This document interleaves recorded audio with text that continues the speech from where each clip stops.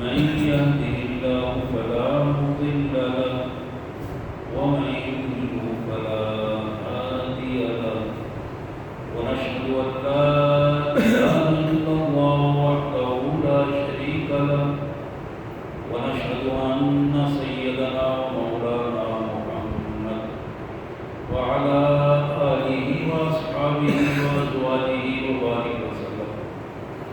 أما بعد، أعوذ بالله من الشيطان الرجيم. بسم الله الرحمن الرحيم. الحاقة ما الحاقة وما أدراك ما الحاقة كذبت ثمود وعاد بالقارعة فأما ثمود فأهلكوا بالطاغية وأما عاد فأهلكوا بريح صرصر عاتية سخرها عليهم 7 ليال و8 أيام حسوما فترى القوم فيها سرعا كأنهم أعجاز نخل خاوية فهل ترى لهم من باقية وجاء فرعون ومن قبله والمؤتفكات بالخاطئة فعصوا رسول ربهم فأخذهم أخذة رابية إنا لما طغى الماء حملناكم في الجارية لنجعلها لكم تذكرة وتعيها أذن واعية فإذا نفخ في الصور نفخة واحدة. آمنت بالله صدق الله العظيم.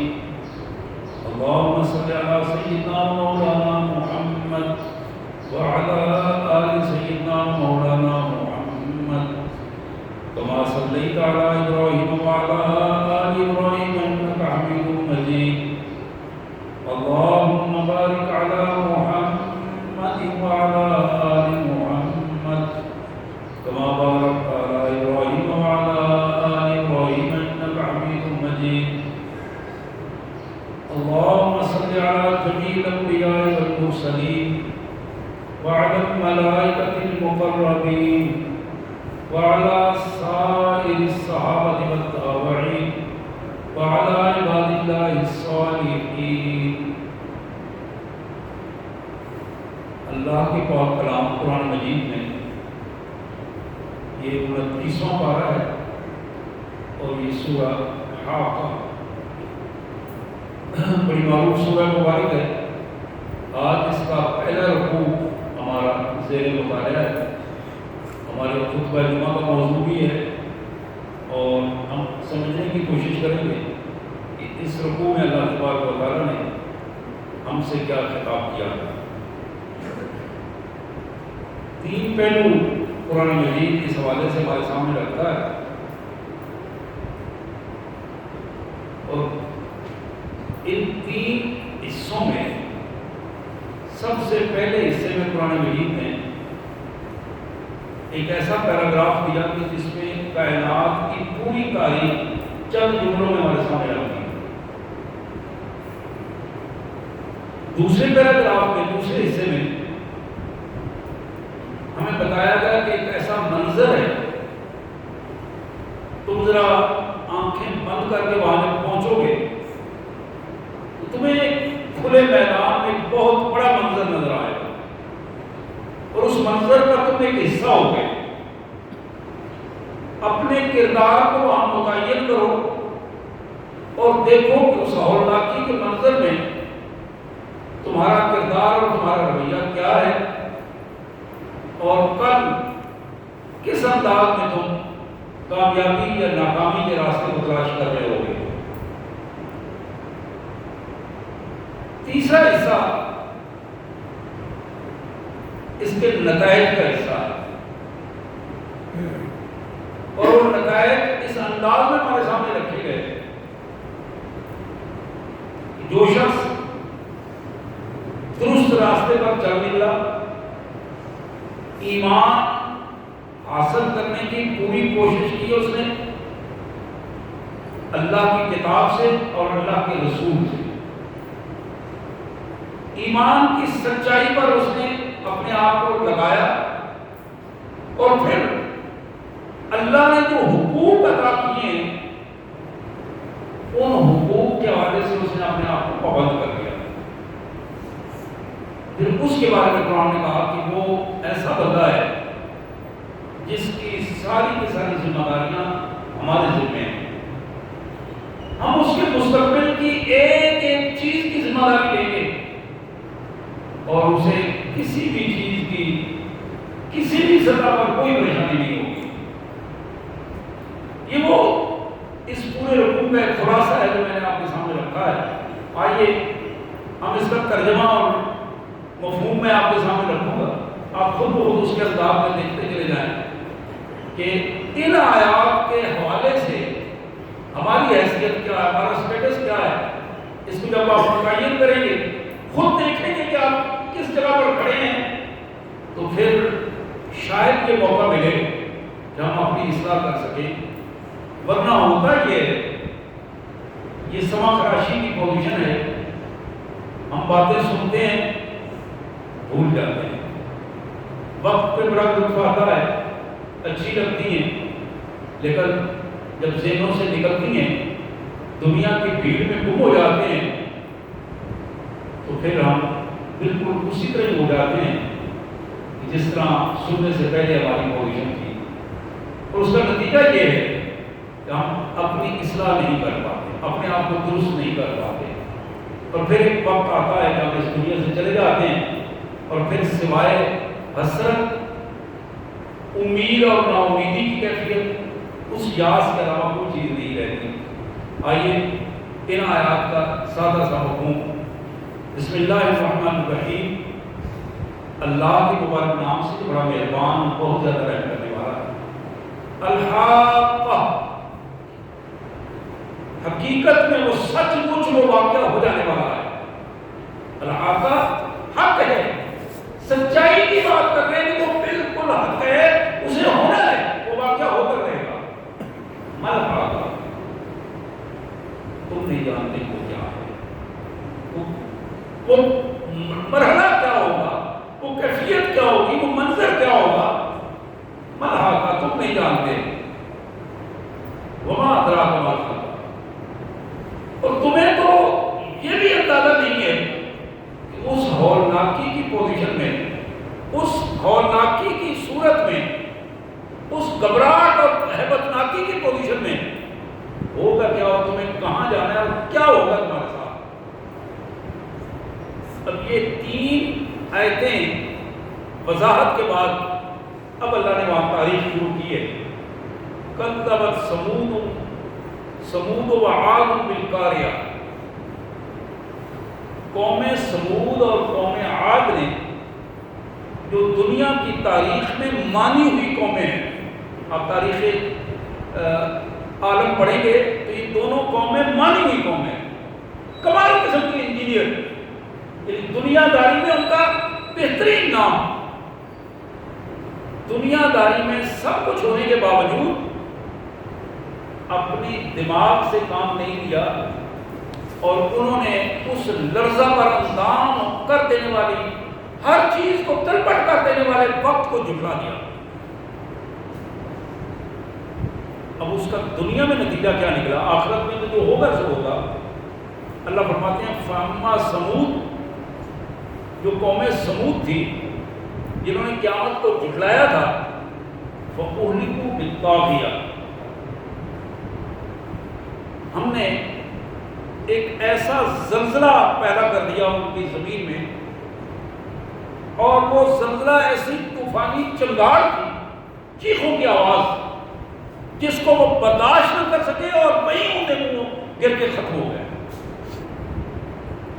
فَأُهْلِكُوا بِالطَّاغِيَةِ، پھر فرمایا وَأَمَّا عَادٌ، اور قوم عاد کی کیا پوزیشن رہی، فَأُهْلِكُوا بِرِيحٍ صَرْصَرٍ عَاتِيَةٍ، ان کے اوپر ہم نے ایک ایسا طوفان بھیجا،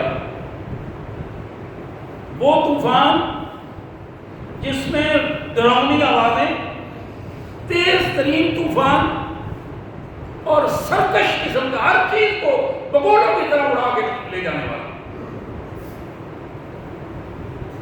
اب یہ طوفان جو آیا تھا گھنٹے 2 گھنٹے، دن 2 دن کے لیے نہیں، سخر علیہم 7 لیال، 7 راتیں ان پر مسلسل چلتا رہا، بس 8 ایام اور 8 دن۔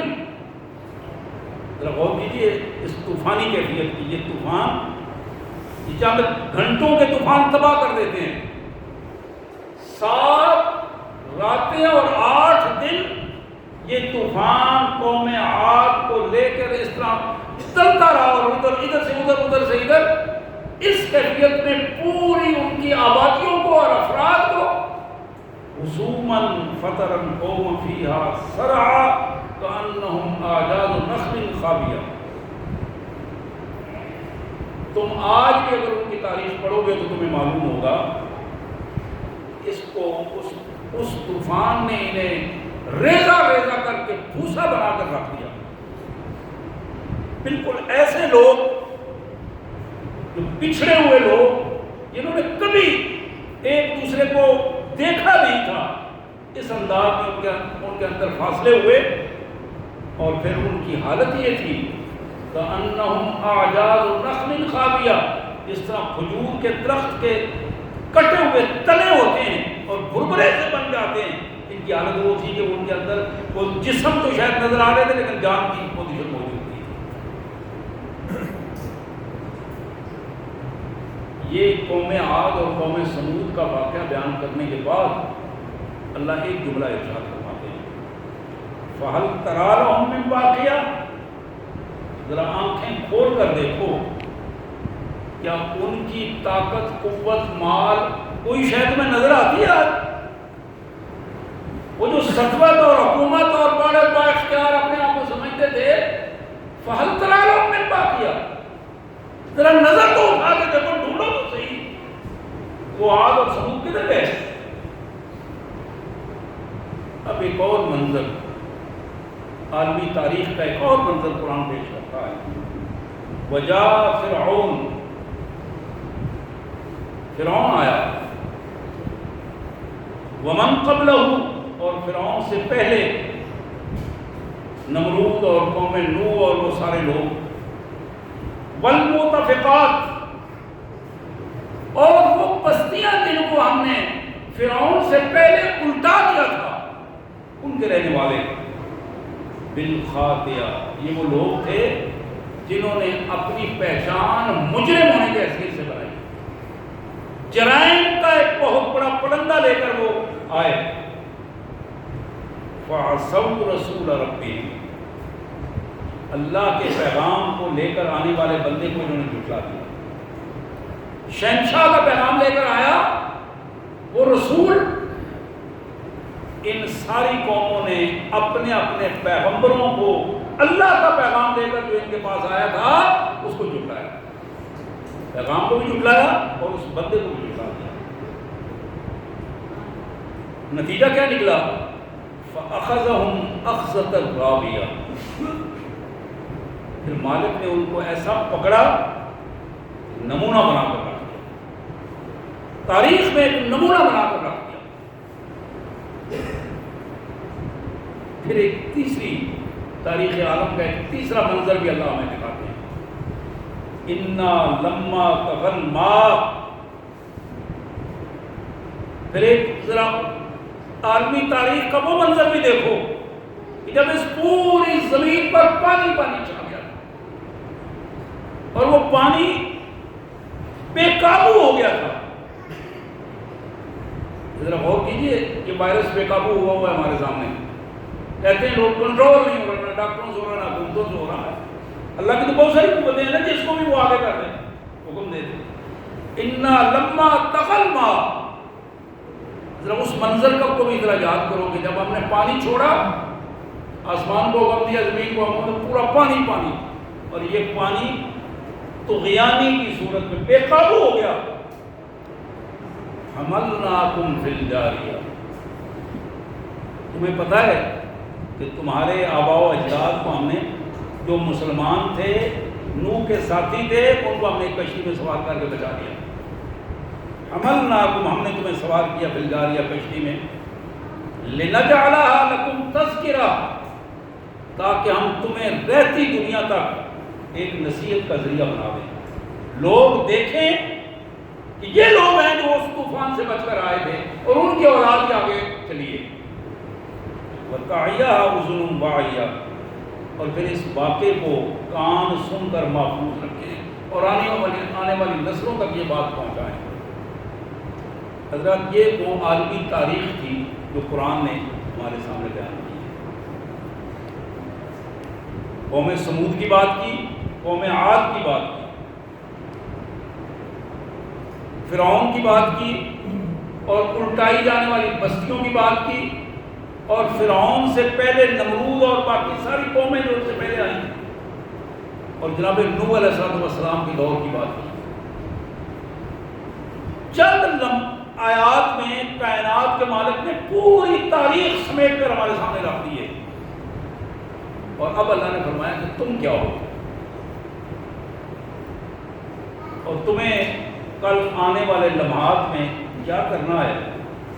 آج جس زندگی میں تم موجود ہو، تمہاری حالت کیا ہے، اور کل کیا ہوگا، اس حوالے سے اللہ نے فرمایا. ذرا ایک یہ منظر دیکھیے، فَإِذَا نُفِخَ فِي الصُّورِ نَفْخَةٌ وَاحِدَةٌ. اللہ کا فرشتہ